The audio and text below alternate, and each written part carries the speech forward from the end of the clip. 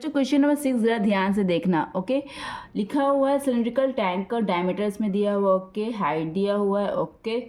सो किस चीज़ से बना हुआ है? वो एक मेटल शीट से बना हुआ है, ठीक है। तो इसमें पूछ रहा है, मुझसे मांग रहा है क्वेश्चन कि कितना शीट ऑफ मेटल रिक्वायर्ड हुआ। सो फ्रेंड्स, अगर हम एक क्लोज सिलेंडर बनाएंगे क्या होगा फ्रेंड्स, उसमें उसका टोटल सरफेस एरिया पे यूज़ होगा। फॉर एग्जांपल जैसे मेरा ये एक सिलेंडर है, तो इसके चारों तरफ वॉल साइड पे यूज़ होगा मेटल, ऐसे टॉप पर सिलेंडर का मेटल शीट का यूज़ होगा एंड इसके बेस पर यूज़ होगा। ओके, फॉर एग्जांपल सपोज कर लो कि ये क्या है, ये सिलेंड्रिकल मतलब कि सर्कुलर बेसिस का। तो इसका हम लोग को क्या निकालना, क्वेश्चन नंबर 6 का हम लोग को क्या निकालना, total surface area. Okay, total surface area मतलब होता है कि all part the area of all part of the figure. Okay, so यहाँ पर क्या क्या दिया हुआ है, डायमीटर कितना दिया हुआ है फ्रेंड्स 14 मीटर, हाइट कितना दिया हुआ है फ्रेंड्स 5 मीटर। ओके, ठीक है। सो टोटल सरफेस एरिया का फॉर्मूला क्या होता है? टोटल सरफेस एरिया का फॉर्मूला होता है 2πr into H plus are. किसके लिए? ये सिलेंडर के लिए यूज़ होता है, ठीक है। सो फ्रेंड्स देखो यहाँ पर एच हमको तो पता ही है, लेकिन यहाँ पर रेडियस की बात हो रही है, ठीक है। लेकिन क्वेश्चन में मुझे रेडियस नहीं दिया हो, क्वेश्चन में मुझे क्या दिया, डायमीटर।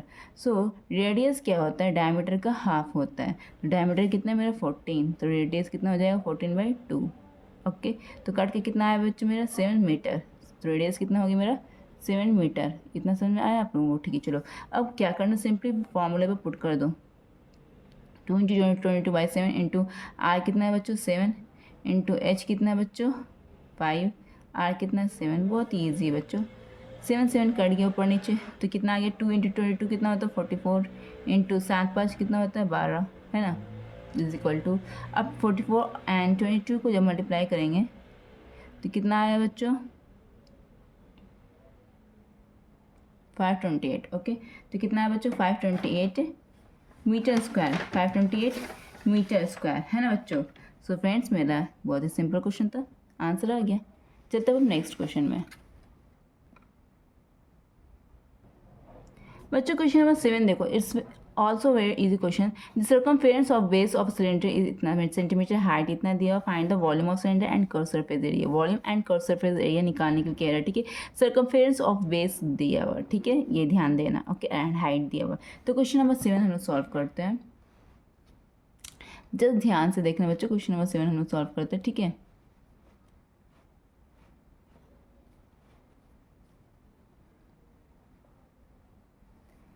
तो सर्कमफेरेंस कितना दिया है बच्चों? सर्कमफेरेंस मुझे दिया हुआ है, सर्कमफेरेंस लिखना है यहाँ पर। Okay, circumference of base, okay 88 centimetre, height दिया हुआ है 60 सेंटीमीटर, ठीक है। एंड निकालने का क्या कह रहा है, volume and curve surface area, ये निकालने कह रहे हैं ना, volume and curve surface area, ठीक है।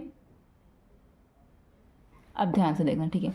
देखो बताते हैं, circumference of base, for example देखो इसका जो ये बेस है, ठीक है, ये क्या है, ये बेस है, ये बेस किस शेप का, सर्कल शेप का है। तो सर्कल का सर्कमफ्रेंस कितना होता है, सर्कमफ्रेंस ऑफ सर्कल कितना होता है बच्चों 2πr होता है ना। किसको किसको याद था बताना कमेंट सेक्शन में।